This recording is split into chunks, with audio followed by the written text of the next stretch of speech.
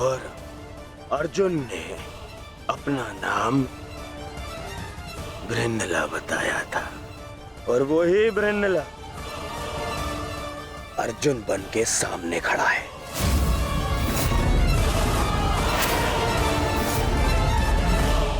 अर्थात अज्ञातवास भंग माना जाता है।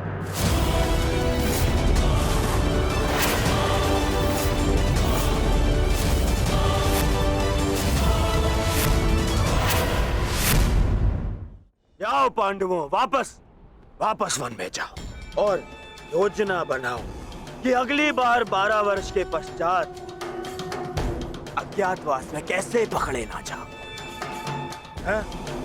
जाओ जाओ जाओ जाओ।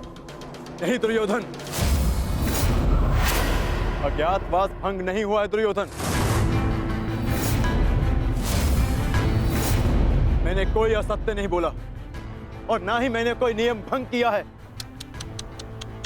जो तुम्हारे समक्ष खड़ा है वो अर्जुन है, पुरुष है,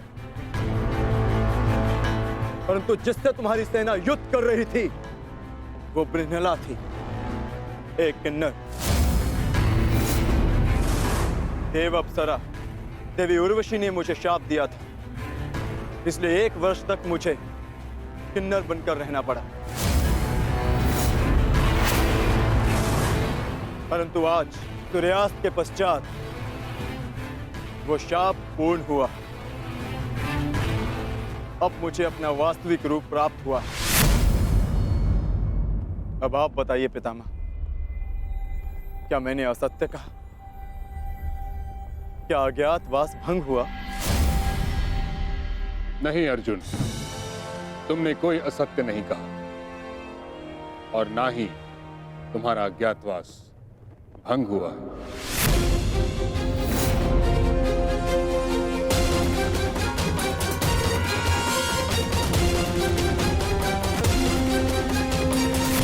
परंतु मैंने इसे पहचान लिया था पितामह।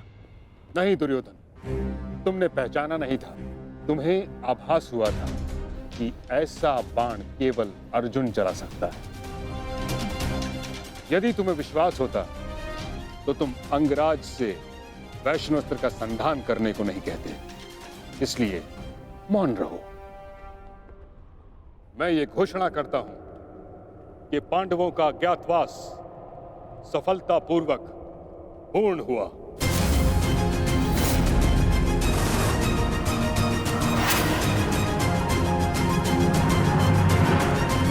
नहीं नहीं मानता मैं। नहीं इनका अज्ञातवास पूर्ण हुआ है और न ही मैंने इनका राज्य लौटाऊंगा। अब जो भी निर्णय होगा वो युद्ध से होगा। हम पुनः अवश्य मिलेंगे युधिष्ठिर, रणभूमि में। स्मरण रखना दुर्योधन, हमने कभी युद्ध नहीं चाहा था।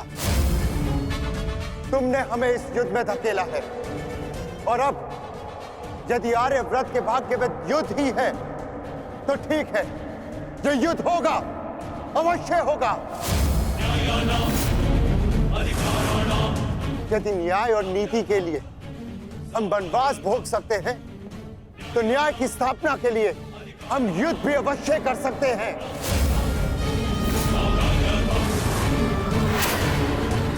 उचित कहा तुमने धर्मराज। युद्ध होना निश्चित है जिसे कोई नहीं रोक सकता।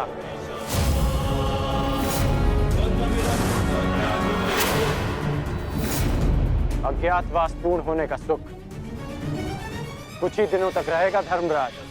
हमने बिन 13 वर्षों को यूं ही नहीं काटा है कर्ण।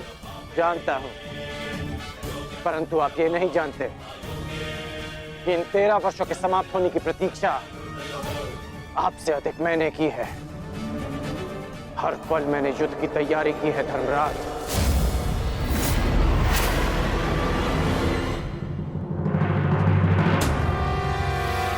स्मरण रखना अर्जुन, अगली बार ना मेरी प्रत्यंचा टूटेगी और ना ही सूर्यास्त तुम्हें बचा पाएगा।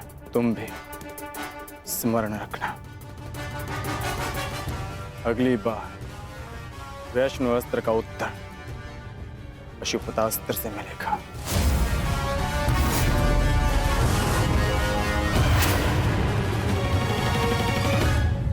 समझ में नहीं आता युधिष्ठिर, मैं किन शब्दों में आपका धन्यवाद करूं।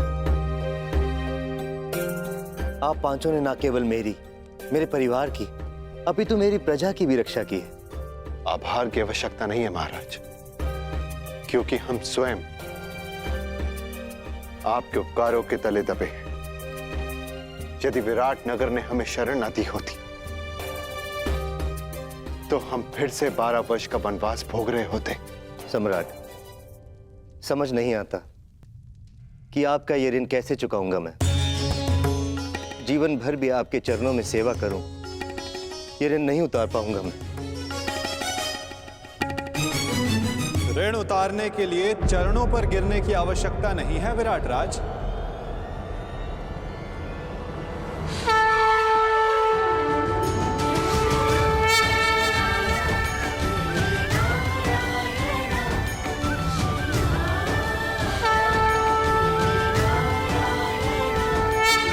वासुदेव,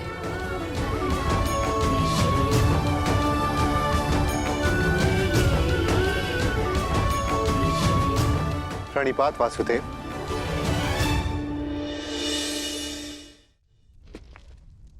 आपकी समस्या है कि आप पांडवों का ऋण कैसे चुकाएं, और उस समस्या का हल मेरे पास है विराट राज।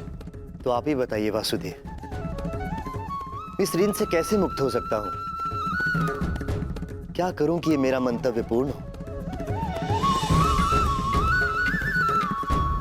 पांडवों का अज्ञातवास पूर्ण हुआ कैसे? कैसे? इसका अर्थ जानते हो शकुनी? इसका अर्थ यह है कि पांडव लौटेंगे और अपना अधिकार मांगेंगे।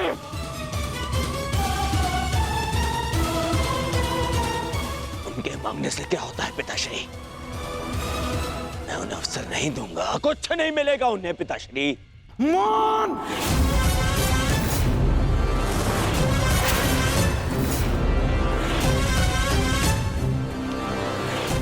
मान रहो दुर्योधन, मान! हर बार राज्यसभा में बड़ी बड़ी बातें करते हो, वचन देते हो और हर बार मुंह की खाकर लौटते हो तुम।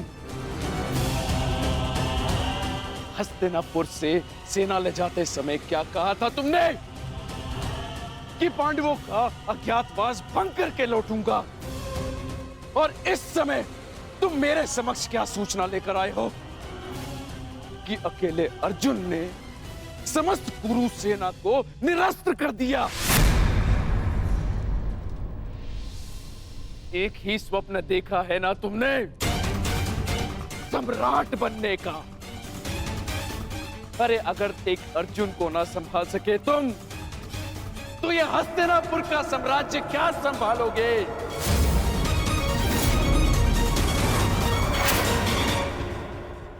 महाराज की जय हो।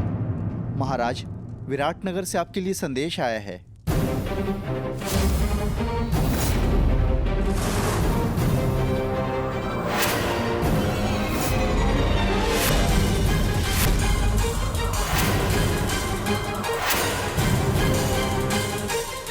कृष्ण, विराटनगर से क्या संदेश आ सकता है? अवश्य उन पांडवों का ही संदेश होगा। युद्ध की चेतावनी भेजी होगी उन्होंने।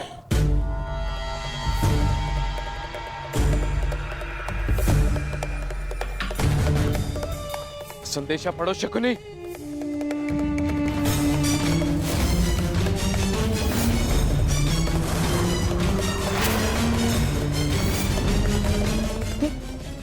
ये कैसे हो सकता है? क्या लिखा है इसमें मामाश्री? ये नहीं हो सकता दुर्योधन।